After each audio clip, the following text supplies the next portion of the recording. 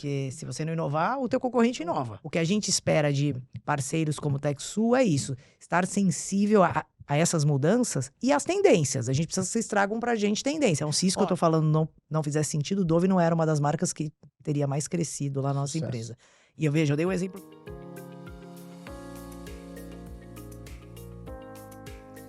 E ainda nessa construção, né, de ações que a gente vai participando ao longo do tempo, a gente vai, então, precisando profissionalizar mais essas ações de ESG, formalizando, criando relatórios, trazendo evidências, né, que ao longo do tempo a gente está atuando dentro desses aspectos.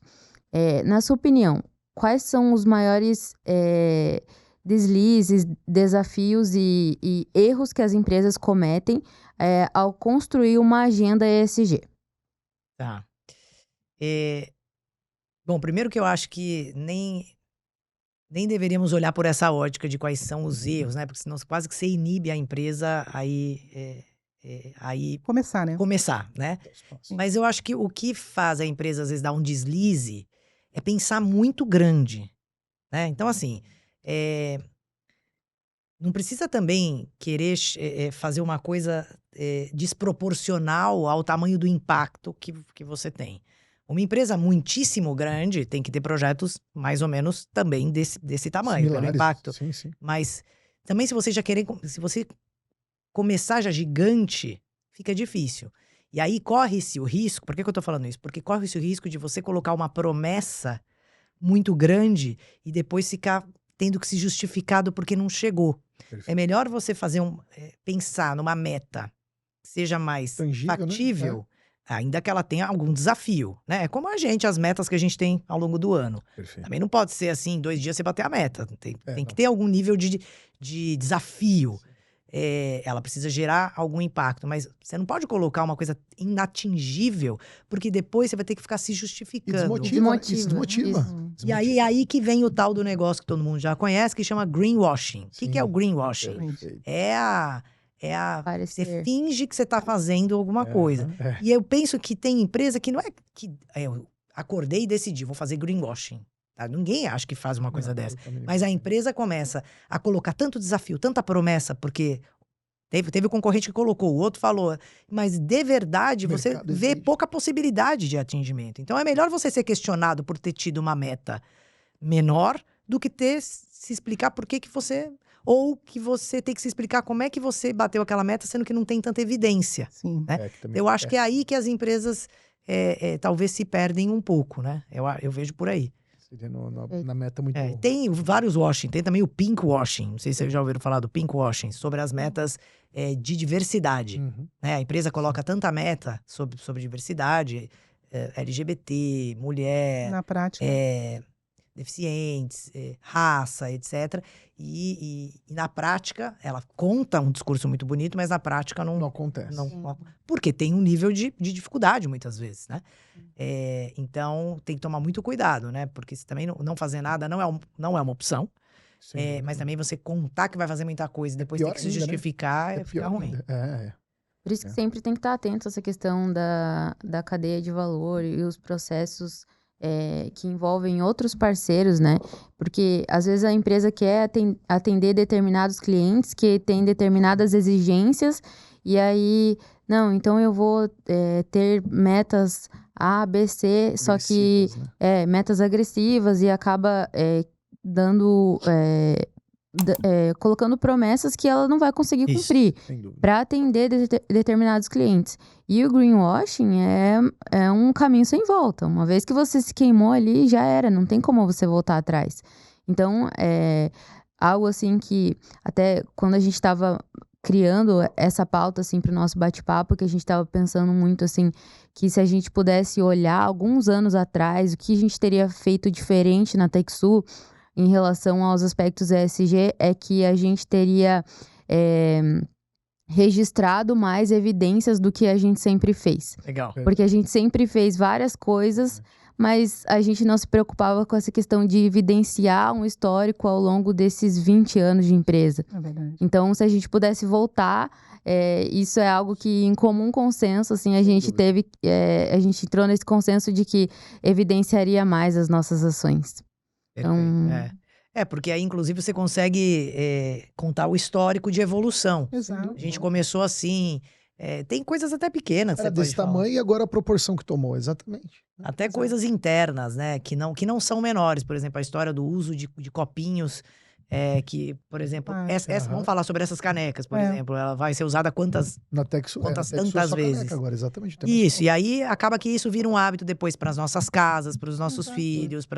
Então, muitas vezes a gente gera um hábito em casa que foi a empresa que ensinou, né? Exatamente. Por isso que é importante registrar, porque quantas histórias. Mas tudo bem, é bom que saiba isso de agora que começa a registrar, né? Exatamente. Fica a dica aí pro pessoal que tá assistindo. Evidencie. Isso, quem tá começando, evidencie. Extremamente importante, extremamente importante. E falando ainda sobre essa questão, né? Você falou sobre a cadeia aí, você vai falando sobre clientes, né? Uhum. E sobre usuários, né? Os clientes cliente e consumidor. É o cliente e consumidor, né? Isso. Que nós somos os consumidores, no caso, né? O cliente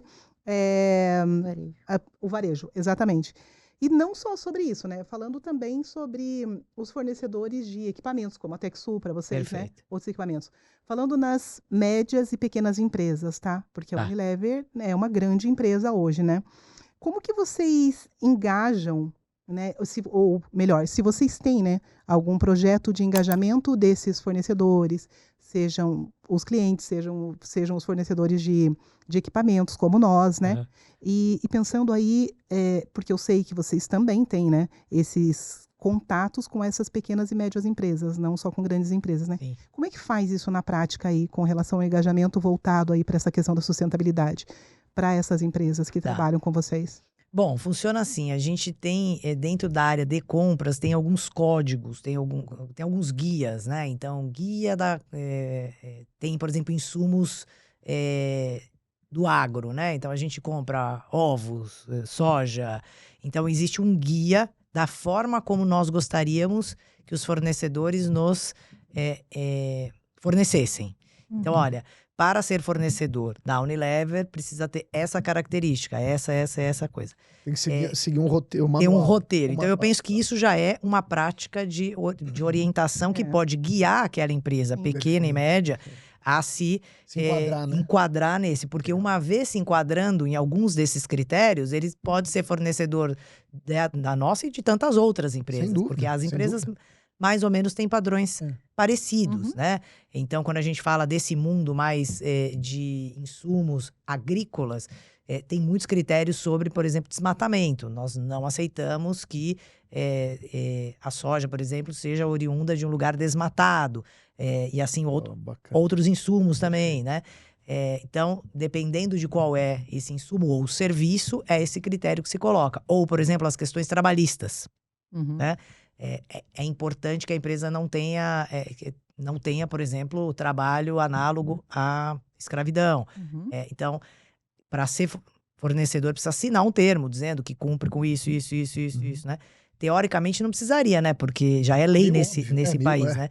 Mas, então, eu penso que esses guias e esse relacionamento, né? Então, existem encontros, existem eventos onde se capacita, né? Se coloca essas regras de maneira a desenvolver esses pequenos fornecedores. Tem as próprias linhas de crédito, que não a empresa dá, mas que a gente passa, salvo engano agora, acho que é o Banco Santander, que faz essa... Então, assim, eu queria fornecer, mas eu não consigo. Então, como é que intermedia? Para que... Então, são algumas coisas que são feitas. Talvez alguém da área de compras pudesse dar alguns mais exemplos. Depois eu posso até mandar aqui para vocês.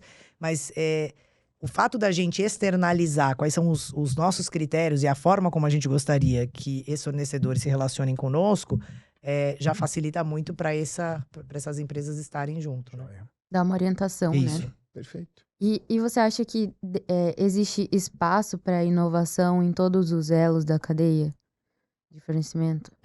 Eu acredito que sim. Na verdade, porque quando a gente fala inovação, parece uma palavra assim, uma coisa meio da NASA, né? Não é, né? Na verdade, inovar é fazer uma coisa nova. Isso. Certo? Ela pode ser simplesmente uma super ideia que economiza X metros cúbicos de água e gera um impacto em X mil reais por ano. Às vezes uma máquina que você muda uma regulagem já faz isso. Isso já é inovação, né? Então, é essencial. Então, todos os elos precisam inovar até para continuar vivos, né? Exato. Porque se você não inovar, o teu concorrente inova. Né? Vai ter sempre alguma coisa que vai ser mais eficaz, mais produtivo, né? Então, essa é uma coisa fundamental para nós. A gente já está aí numa parceria, Juliana, com a Techsul, né? Com a Unilever, há mais de 10 anos. É isso, Carlos? Exatamente, mais de 10 anos. Mais de 10 anos, né?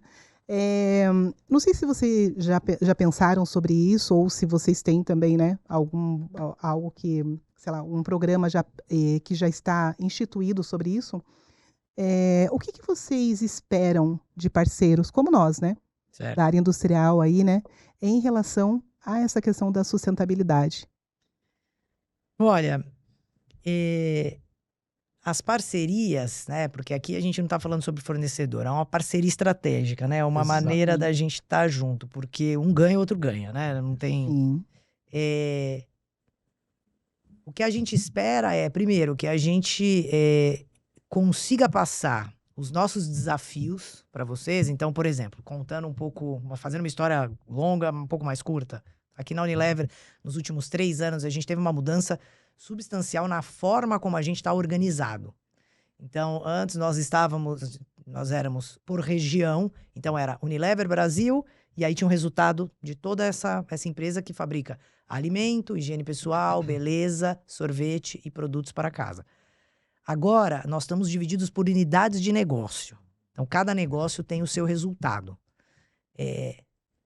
Voltando para essa pergunta, os nossos fornecedores precisam conseguir entender esse momento, que às vezes é conturbado interno, para ter soluções que consigam endereçar problemas daquela unidade de negócio.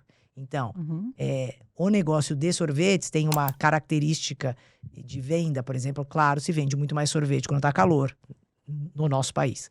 Então, o parceiro precisa estar muito mais ciente de que naquele momento a minha linha vai funcionar muito mais e está mais disposto a me ajudar com soluções naquele momento do que em outros. Atento a isso, né? Atento a isso. Okay. Quando eu falo de higiene pessoal, beleza, home care, é o ano inteiro. Você não tem um pico, certo? Então, é uma parceria um pouco distinta, não né? Tem sazonalidade, por isso. Exatamente. A palavra era essa, sazonalidade. Então, o que a gente espera de parceiros como o Techsul é isso. Estar sensível a essas mudanças e as tendências. A gente precisa que vocês tragam pra gente tendência.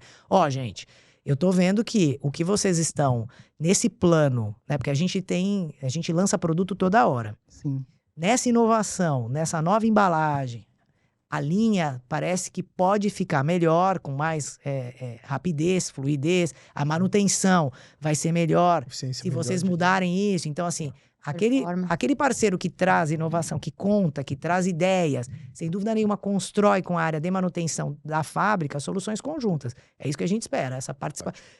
Como aquela dor de dono, né? Pensar junto. Isso. Boa.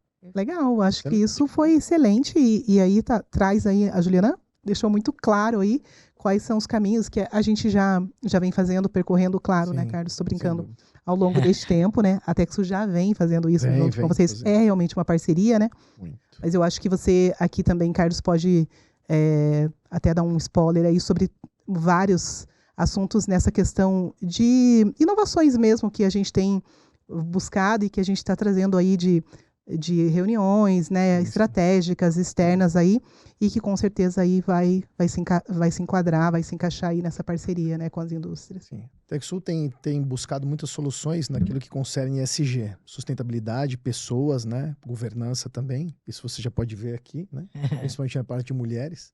Eu estou 10 anos na Techsul, o crescimento da empresa é formidável, né, principalmente por causa desse viés, a gente já conversou isso até antes daqui, por causa desse toque feminino, sem dúvida nenhuma. E eu vejo com muito bons olhos isso, tá? Quando a gente fala em soluções de sustentabilidade, nós já temos em grandes indústrias de bebida a redução do consumo de água, né? Paradas de linha, tratamento de efluentes, a redução do consumo de vapor.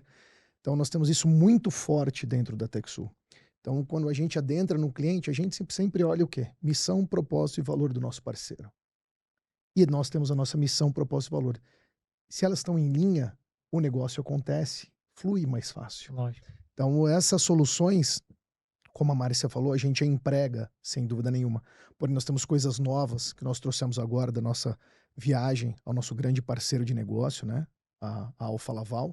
E tem muita coisa que a gente vai colocar aí, tanto para a Unilever aí com um dos nossos grandes parceiros e os demais aí. Ótimo. Então fica colocado esse spoiler. Fica o spoiler da Márcia aí, mas tem bastante coisa que a gente vai agregar valor, tanto em sustentabilidade como retorno financeiro também, que é muito importante, né, gente? A gente fala muito em sustentabilidade, mas tem também o profit aí, a rentabilidade aí que vai melhorar bastante. Que tá junto, né? Na verdade, porque uma empresa junto, né? que não tem o retorno não consegue depois inovar. Exatamente. Exatamente. Aproveitando esse gancho de inovações, né? Queria perguntar para você o que você acha que as empresas têm que estar de olho agora em relação a tendências e inovações em sustentabilidade para que elas se mantenham e se perpetuem aí no mercado. Bom, eu acredito que ninguém aqui pensou em não falar sobre inteligência artificial, né? Porque já não podemos nem dizer que é tendência, é realidade. É o dia a dia. Todo mundo vive hoje com isso, então as empresas precisam entender o seu lugar nisso. Tem desde a questão daquela IA que nos ajuda, até em reunião, né? Então tem a IA do Google Meet, do Teams, que enquanto a gente está aqui falando, no final a gente aperta um botão, gera a ata da reunião. Já existe. Exatamente. Tem desde essa até aquela que te ajuda a fazer um texto, a outra que te ajuda a achar uma imagem e faz um PowerPoint quando a gente termina. A gente estava brincando aqui antes. Mas tem tantas outras que a gente precisa entender como que vão concorrer ou coordenar com o nosso negócio. Eu fico pensando, quando eu estava vindo para cá, falei para o Carlos, será que daqui uns anos nós vamos para o estúdio gravar ou vai ser tudo uma inteligência? Poxa, espero que não, né? A gente espera continuar tendo essa interação, etc. Mas tem momentos que pode ser útil ter um vídeo feito rápido por inteligência artificial. Claro. Então, acho que inteligência artificial é uma questão, né? Que a gente precisa... E o quanto ela pode nos ajudar na questão da sustentabilidade, né? Então, isso sim, de repente, a gente consegue fazer coisas como essa, estando cada um em um local. O Carlos lá de Copenhague, você de Curitiba, eu na fábrica de Recife, a gente grava né? Acho que isso até já é possível fazer. Sim. E acho que uma tendência que a gente precisa ter é não perder de vista a história da produtividade, da redução dos custos, etc. A sustentabilidade também é isso, né? Não é só fazer projeto bonitinho para alguém ver, ela tem que fechar a conta, né? Projeto que não fecha a conta não é sustentável. Não, literalmente. Como diz nosso diretor comercial, cadê o indicador? Precisa fazer sentido. Exatamente. Né? Sim, e é muito legal isso que você comentou, né, de ter, claro, aliado a inteligência artificial, mas eu costumo falar que por trás da inteligência artificial tem que ter a inteligência humana, né? Tem que coexistir, porque se também não tiver inteligência humana ali para coordenar, a gente também não tem um caminho ali muito... Sem dúvida. Juliana, a regulação e o mercado, né, com relação a essa questão do ESG, eles estão caminhando aí na mesma direção, né?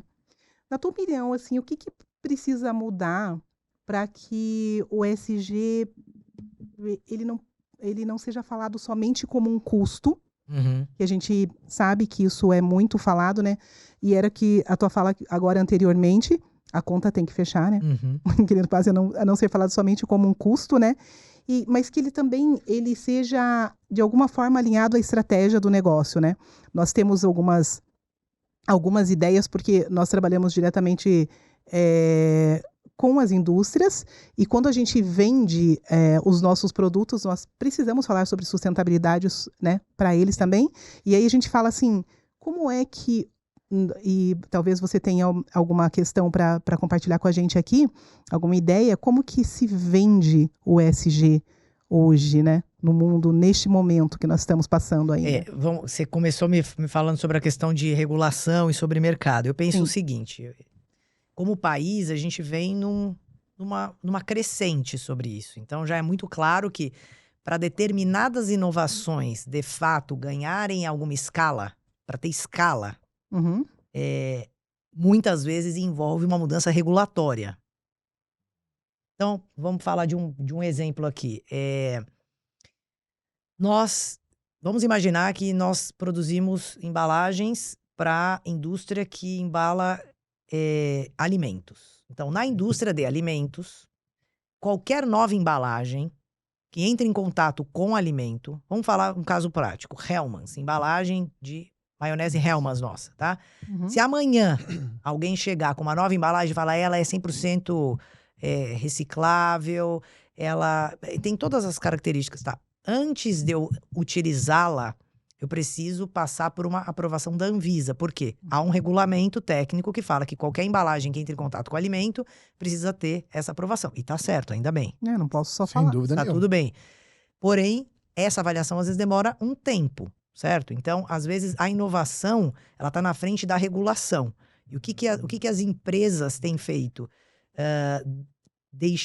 Compartilhado cada vez mais com as autoridades regulatórias a necessidade de muitas vezes acelerar isso. Então, essa agenda, por exemplo, de reciclagem e de plástico, ela precisa ter a colaboração também técnica dos órgãos regulatórios, que são relevantes, importantes. A gente quer que a Anvisa continue aí, mas precisa ter a mesma velocidade que a inovação hoje tem. Então, essa é uma coisa. Entendi. Outras vezes são questões até tributárias, né? Então, nós sabemos, por exemplo, que há momentos em que a resina reciclada, ou seja, o plástico que já foi outro plástico, às vezes ele é mais caro do que a resina virgem.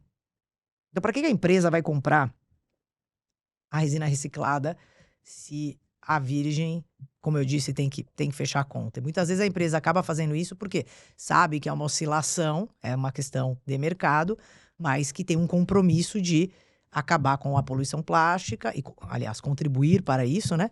Então, é importante você ser um player nesse mercado que você compra essa resina. Então, uma das possíveis soluções, tem várias, mas uma das possíveis soluções é a questão tributária, porque existe um estudo que mostra que há uma bitributação. Porque quando você compra de novo a resina, você paga de novo, mas ela já foi resina antes. Então, deveria ter... E tem coisas, eu não sou da área, mas existem soluções que às vezes passam por uma mudança de um código, né? Mas o nosso sistema, do nosso país, tributário, eu sei, tem uma reforma que está por vir e está tudo ótimo, mas ainda ele é um pouco complexo. Sim.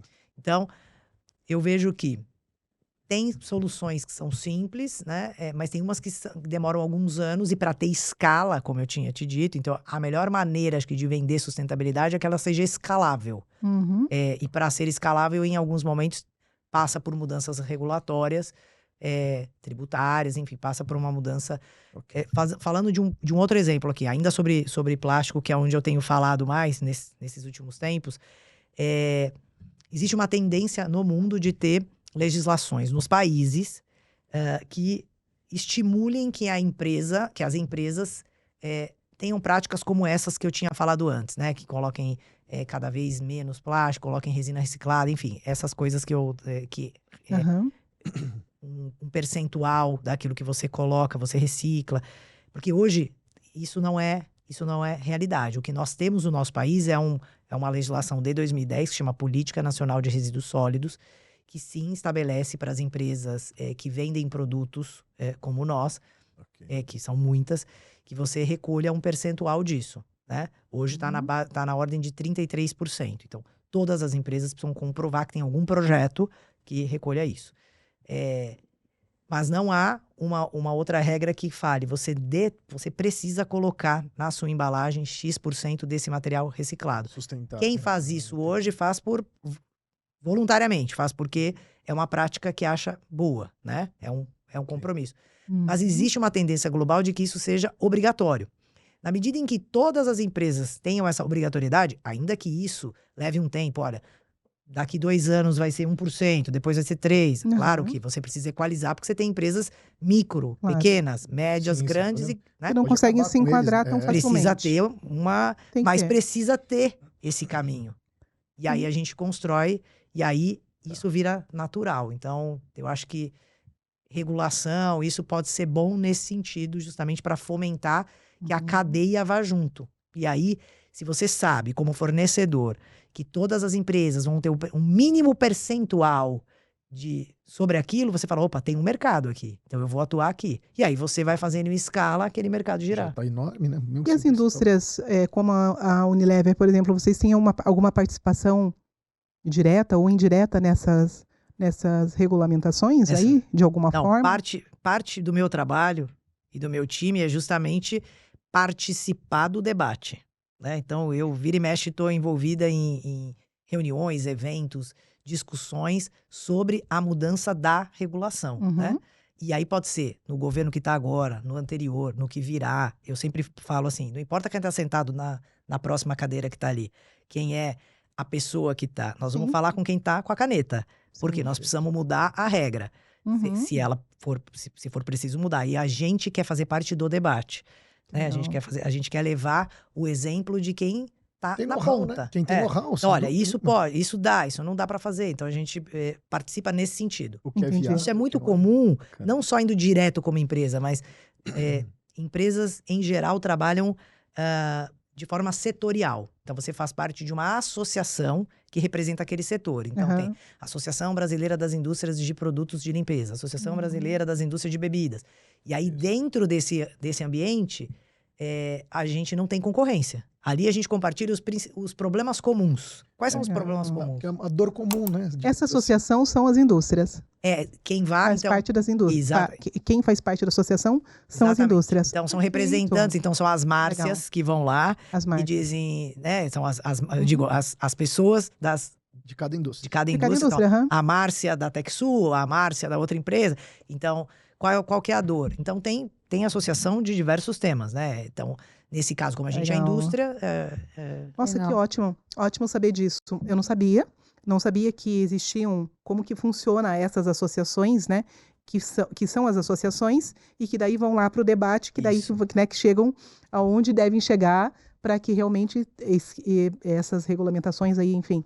E de vários temas, tá? Pode ser trabalhista, ambiental. Então, eu sou presidente hoje de uma dessas, que é a associação, se chama ABIPLA, Associação Brasileira da Indústria de Produtos de Limpeza. Então, as principais empresas que estão aqui,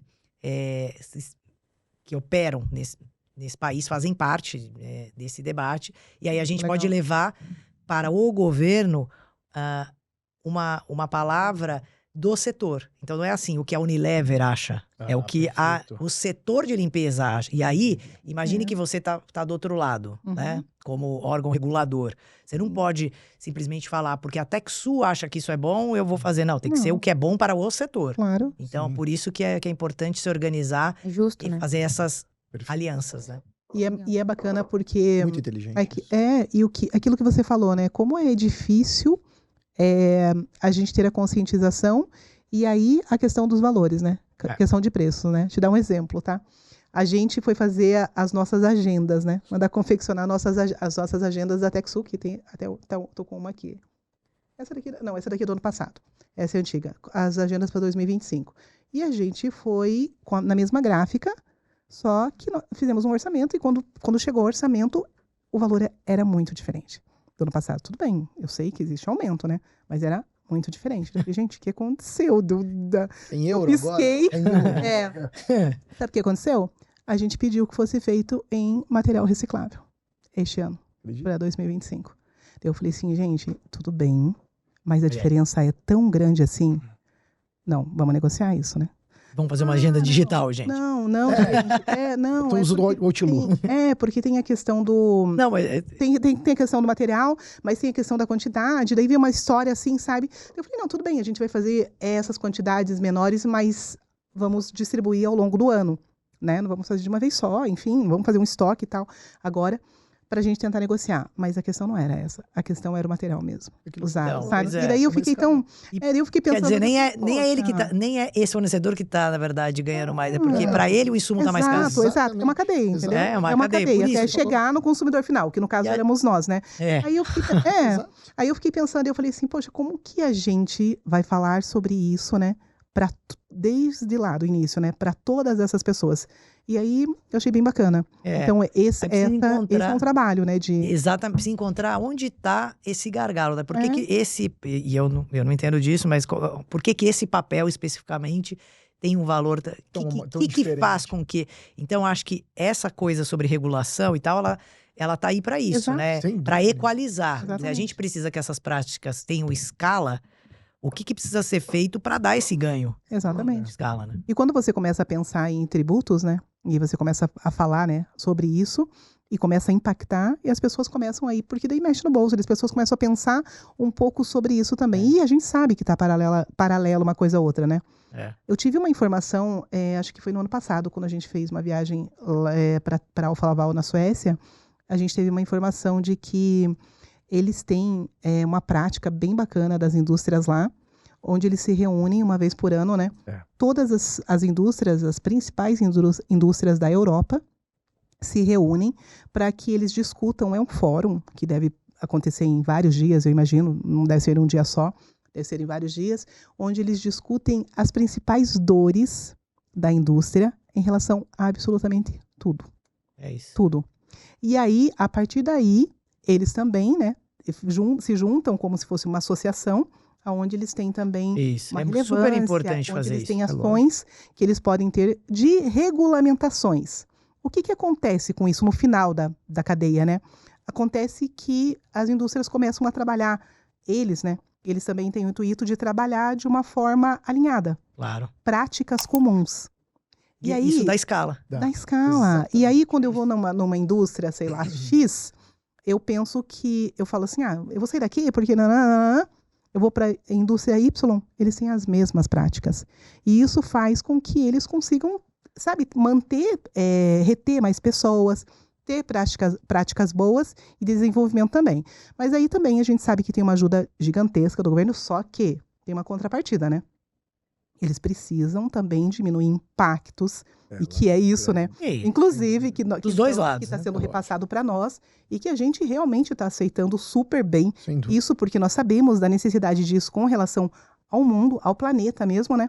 Então, é uma repassagem daí, no caso da Alfa Laval, que eles são fabricantes, para os distribuidores para a indústria, e até chegar no cliente final. Perfeito. Então, começa dessa forma, né? E agora saber que nós também temos, né, algumas práticas que são parecidas, deve ter algumas diferenças mais parecidas aqui. Fiquei muito feliz. É muito bacana, né? Porque daí a gente entende aí que realmente nós estamos pensando globalmente, né? Isso aí. Perfeito. Legal. É que só acredita muito nisso. Legal. Por isso que está funcionando, porque a gente acredita. Não acreditar não adianta. Verdade. Não adianta. Não vai. Perfeito. Caminhando para o nosso último bloco aqui, então, do nosso podcast, voltado mais para impacto e legado. Passou tão rápido, né? Verdade. Papo bom. Se você pudesse deixar uma mensagem, Ju, para as empresas que ainda acham que ESG é só modinha, né? Entre aspas, que isso ainda é muito falado, infelizmente, né? Qual seria essa mensagem? O que eu falaria, né? Eu falaria que tem que fazer conta, tem que fazer sentido. Tem que fazer sentido pro teu negócio. Então, se é só historinha mesmo, não faça, né? Porque, de fato, não faz sentido. Então, vou dar um exemplo prático.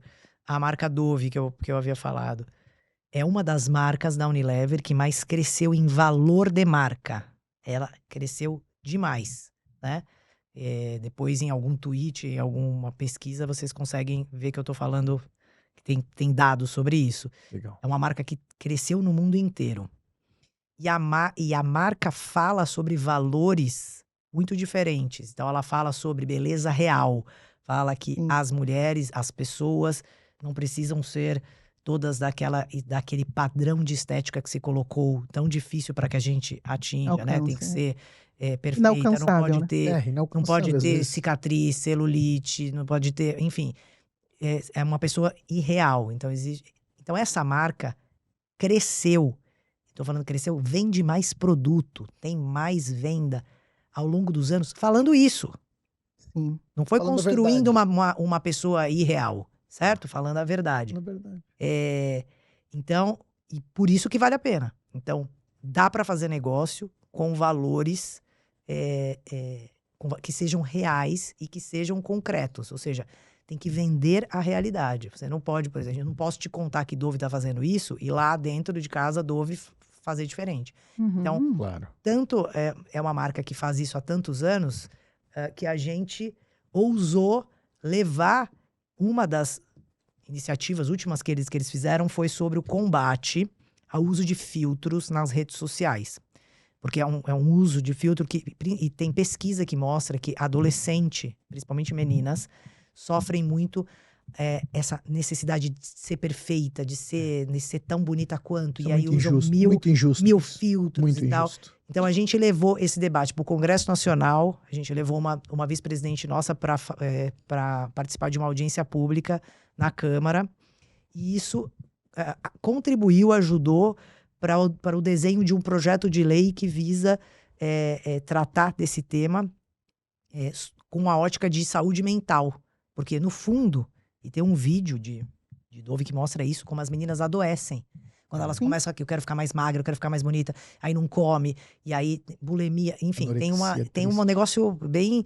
Então, uma coisa que parece que é tão simples, né? E por que uma marca de desodorante, shampoo, condicionador, sabonete, creme, óleo, tá falando? Porque é um valor que essa marca tem. Influencia, que mesmo os valores que uma empresa tem. Isso, perfeito. Então, só vale a pena se for real, se for concreto, e se você tiver, de fato, vivendo aquilo que você está dizendo que está falando. Né? E faz sentido e vende também, né? Então, se isso que eu tô falando não fizesse sentido, Dove não era uma das marcas que teria mais crescido lá na nossa empresa. E eu dei um exemplo que não tem a ver com ambiental, inclusive, certo? eu compro muito Dove, eu adoro. Muito bem, pode continuar comprando. Isso. De novo, eu compro de quem compra de mim. Essa é a regra. É verdade. A gente tem aí um lema aí na Texpo. Comprar dos nossos clientes. Certo, fomentar o mercado. Eles compram da gente. Mercado que tem muito a ver também com essa questão dos valores, né, Ju? Porque daí as pessoas entendem quais são os valores da marca e se elas se identificam com aqueles valores. E aí eu consumo as marcas que têm os valores que condizem com os meus. Exatamente. Porque se são valores que se contradizem, eu não vou consumir. Eu não vou alimentar. E direi quem tu és. É isso, mais ou menos isso. O que você tem na sua mesa, da sua casa, diz também a mesma coisa. Isso aí. E é por isso que é importante sempre publicar, disseminar quais são os valores da marca, né? Para que as pessoas criem essas conexões também, né? Perfeito. Exato. Bom, então agora eu queria saber de você, Juliana, qual que é o legado que você quer deixar? Se você já pensou nisso, né? Se você quer compartilhar, pode compartilhar com a gente. O legado que você quer deixar como pessoa física e jurídica, como pessoa física, e como profissional também, né? Em relação a esse mundo, né? Ou melhor, sobre um mundo mais sustentável, né? Que é esse o nosso assunto aqui. Uma pergunta difícil essa, né? Mas acho que o legado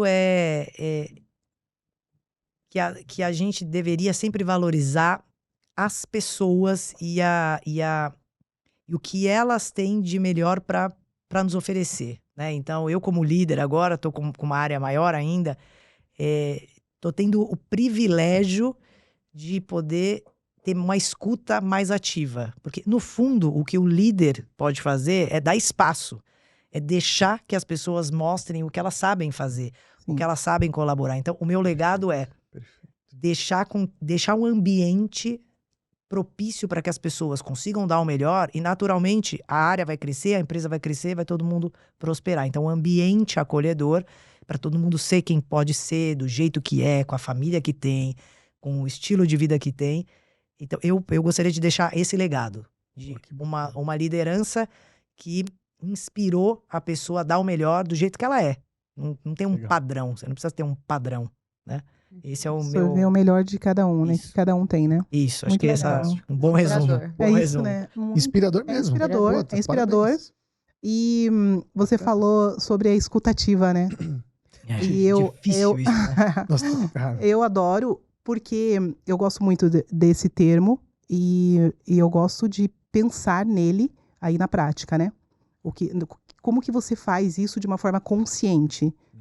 E que não é uma coisa simples. Não. Genuíno, né? Tem que ser genuíno. Escuta Tem hora que genuína. parece que a gente não tá querendo ouvir. Exato. Exatamente. É, E na exato. liderança, né? E às É vezes difícil, você tá... mas- Líderes são humanos. Né? Isso. E às vezes você tá com tantas coisas acontecendo em tua volta, tantas coisas, e tem uma pessoa ali que ela só quer ser ouvida. É. E se você realmente conseguir, neste momento, espera, deixa eu tentar desfocar de tudo e focar aqui, você vai tirar o melhor, que é aquilo que você estava falando sobre legado. O que a gente absorve, o que a gente tira de melhor de cada pessoa, né? Então, eu entendo que essa questão da escutativa, ela tá totalmente alinhada com isso, está totalmente ligada. E se voltar para isso, e a gente tem muitas possibilidades hoje, né? Porque, veja, nós temos o privilégio de estar numa missão de liderança, e eu acho que isso é um privilégio. Toda vez que eu penso sobre a Márcia como líder, eu falo, é uma honra estar nesse lugar. É exatamente isso, é uma honra estar nessa cadeira, é uma honra ter essas pessoas em minha volta, mas o que eu posso oferecer para essas pessoas, além daquilo que tá no meu lerite? Isso. Além do que está no meu lerite, Isso. né? O que mais eu posso oferecer para essas pessoas? De que forma que eu posso realmente impactar de alguma forma a vida delas e pensando aí como pessoas. E aí eu estou nesse lugar, qual que é a minha missão ou o que eu posso doar realmente, além de tudo que a pessoa já sabe, que ela vai fazer normalmente dentro de uma empresa. Eu acho que é voltado para isso, tá? É voltado para a escutativa e para você poder absorver o melhor das pessoas, você precisa realmente se concentrar nisso, né? E buscar isso, né? Buscar isso. Hoje a gente tem também várias possibilidades, a gente está falando agora de inteligência artificial o tempo todo, né? A gente tem, inclusive, aí, muita possibilidade da gente conversar com a IA e pedir o que eu faço, a Márcia, nesse contexto X, exatamente isso, entendeu? Para que eu tenha alguns insights de procura, para que eu possa estudar, para que eu possa me aprimorar, mas que eu possa realmente ter alguma, você sabe, que eu tenha algum valor além daquilo que é o normal ali para as pessoas que estão em minha volta. Eu brinco que acho que nos tempos de hoje, eu falo sempre isso, lá na empresa, em casa, que acho que o melhor que a gente pode ter hoje pra alguém, que você pode dar pra alguém, né, é o seu tempo. Nossa, eu falo Porque a gente tem durante um dia, né, você tem que fazer tanta escolha de onde você vai investir o seu tempo, entre tantas as coisas, porque antes a gente meio que era só o e-mail, né, quando nós começamos aqui a trabalhar. Bom, quando eu comecei a trabalhar não tinha nem e-mail. Não faz tanto tempo assim. Mas enfim, era depois aí com essa coisa que veio, esse Teams e não sei. Aí agora tem então assim, você tem que ler todos os WhatsApps, você tem que ver os e-mails que pingaram ali, você tem que ver o chat do Teams. E ainda por cima, a vida real, porque tudo isso que eu falei tá na vida. E aí você tem que falar com as pessoas. Às vezes a gente se vê mais tempo aqui do que com as pessoas na vida. Então assim, doação de tempo. E aí o tal do tempo a gente escuta muito isso com o filho, tempo de qualidade. Não adianta você estar só do lado da pessoa. Você tá aqui, real. Do lado da pessoa com o celular na mão. E aí tá todo mundo aqui, mas não tá aqui. Né? Eu vi um filme essa semana, chama Nossos Tempos, Netflix. Eu acho, bom, eu não lembro, acho que é mexicano. Bom, é um filme que fala sobre viagem no tempo, enfim, não é sobre esse contexto. Mas eles, de fato... É um casal e eles estão no ano de 1966 e eles fizeram uma máquina e eles conseguiram andar no tempo. Só que eles queriam andar 15 minutos, mas eles andaram 59 anos. Nossa. E aí eles saíram em 2025. E aí eles saem andando na rua e falam, gente... Aí eles vão numa loja, conveniência. Moça, tal coisa... Óbvio que a moça não tava ouvindo, que ela tava de fone e tava aqui. Aí ele falou pra ela, ai, coitada, ela deve ter algum problema. Como se ela não escutasse. Ele achou que ela tivesse algum problema. Aí não, aí eles perceberam, ela tá... O que será que é isso? Aí eles começam a andar pela cidade, todo mundo... Gente, parece que eles estão hipnotizados. O que será que aconteceu com eles? E é exatamente isso. Absurdo, né? Então você imagina, se a gente viesse lá da década de 60 pra cá, essa impressão. E achar que nós somos loucos. Exatamente. É verdade. É isso, então é sobre tempo, né? Eu trouxe esse exemplo para falar sobre doação de tempo. E é isso, né? Quando a gente tá com alguém que trabalha conosco essa semana eu tive um exemplo. Veio uma pessoa falar comigo sobre carreira, uma pessoa que tá começando a carreira. E aí, na hora que ela começou a falar, eu pensei, nossa, eu era essa pessoa que tava falando com a diretora da época, e eu me lembro que ela tava nervosa, eu percebi que ela tava nervosa. E eu pensei, ela tá me colocando num lugar tão importante, será que... Como que eu vou ajudar agora, né? E ela pensando que o que eu ia falar era tão relevante e tal. Então, assim, o tempo que você dedica pra alguém, ela vai lembrar dessa conversa que a gente teve daqui 20 anos. Assim como eu lembro das conversas que eu tive no início da carreira, né? E uma coisa muito importante. O tempo não devolve. Se você emprestar dinheiro, a pessoa te devolve dinheiro. Se você emprestar o carro, ela te devolve o carro. Tudo pode ser devolvido, menos o tempo. O tempo não dá para devolver. Escasso, você vê como ele é importante. Se você dedica 10, 15, 20 minutos do seu tempo para uma pessoa, é muito importante. Porque ele nunca vai poder te devolver. É uma doação. Então, isso, por isso tem que ser autêntico. Por isso tem que ser autêntico, né? Faz parte das nossas... A pergunta sobre o legado rendeu bastante coisa. Muito bom. Sérias emoções. Muito profundo. Estamos bem conectados. A TechSoup tem um documento, né, que foi construído a várias mãos do perfil do líder que a TechSoup quer, né? Então, é um documento que orienta, que direciona, que guia os líderes a um perfil que estão de acordo com os pilares da empresa, aquilo que a empresa busca, né, da liderança. E é muito disso que a gente conversou agora, que tem essa questão da escuta ativa, que tem essa questão da confiança mútua e desse espírito de servir. Então, é muito legal a gente ouvir de um parceiro tão relevante, tão grande que a gente tem quanto a Unilever, que a gente está totalmente alinhado. Exatamente, nós somos no caminho certo. Isso, exatamente, mostra que a gente está no caminho certo. Então, não existe, eu acho que eu sou uma empresa muito pequena, eu acho que eu ainda sou uma empresa que não precisa estar preocupada com essas questões de ESG, porque eu acho que eu não tenho tamanho para isso. Mas, na verdade, são ações que, aquilo que você falou no começo, elas são proporcionais àquilo que é o tamanho que a empresa está. Então, é algo que a gente vai construindo hábitos ao longo do tempo que se tornam uma cultura da empresa, né? São importantíssimos, né?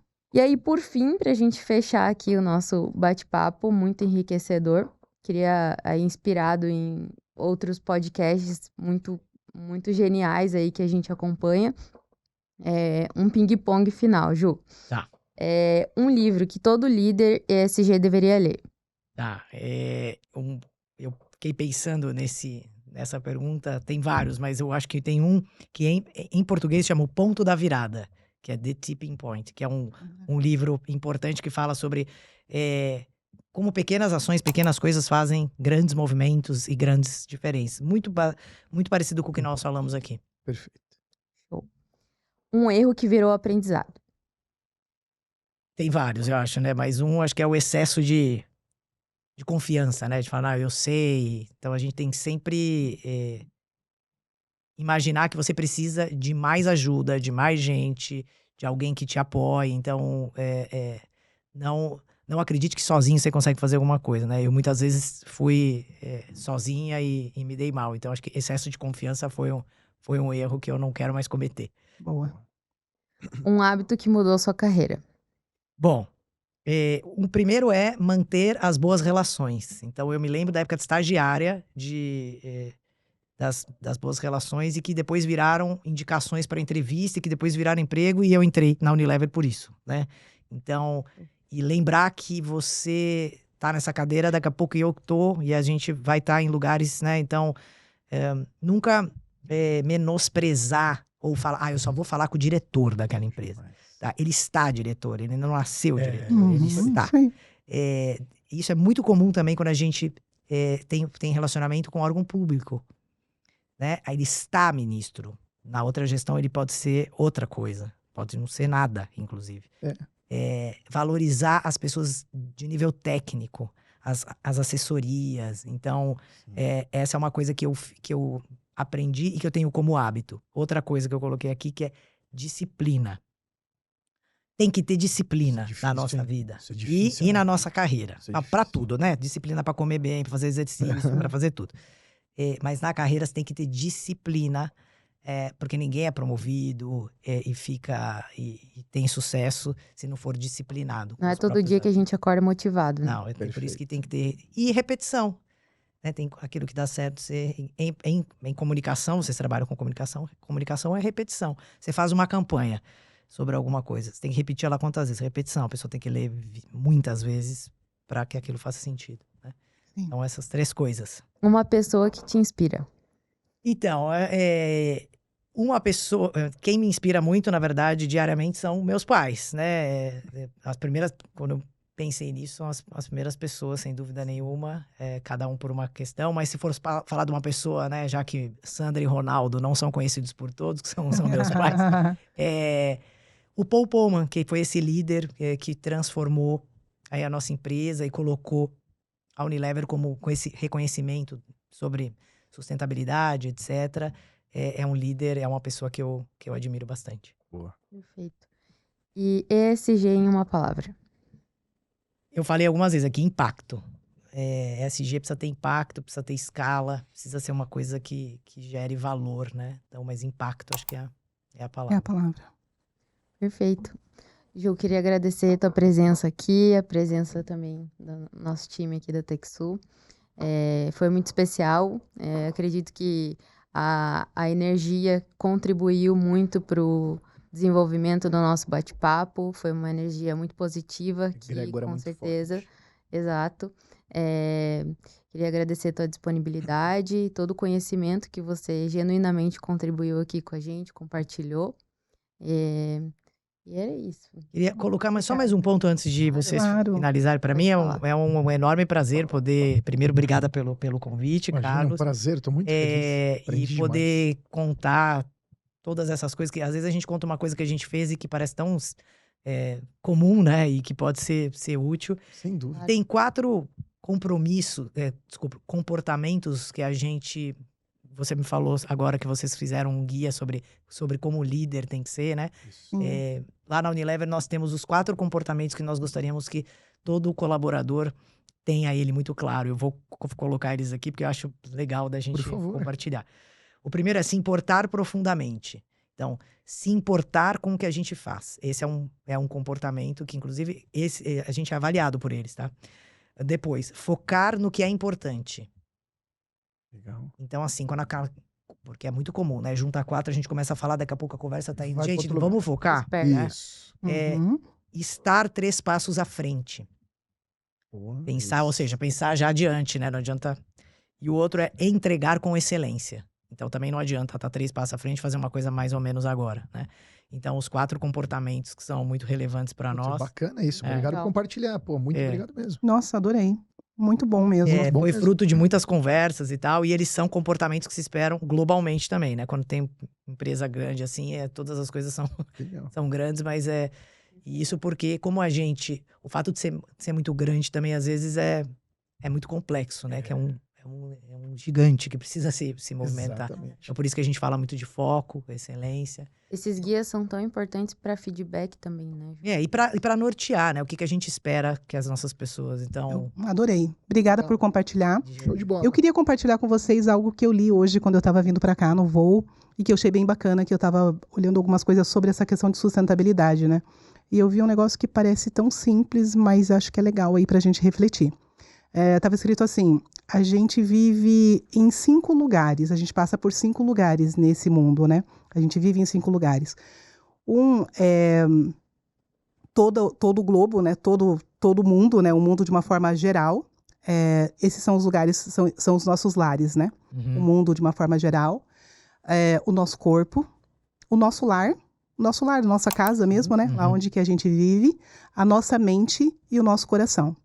Então, se a gente for pensar em sustentabilidade e você entender todos esses lugares, né, que a gente vive, né, todas essas nossas casas, esses lugares que a gente ocupa, a gente começa a pensar na sustentabilidade, acho que de uma forma global mesmo, né? Bacana, de uma forma geral, né? Muito legal. Bem amplo, assim, né? Uma forma bem legal. Se você cuidar dessas todas as casas, vai dar certo. Por isso que faz sentido pensar em coisa pro mundo. Né? Pensar em coisa pro mundo, né? A gente tá nele, né?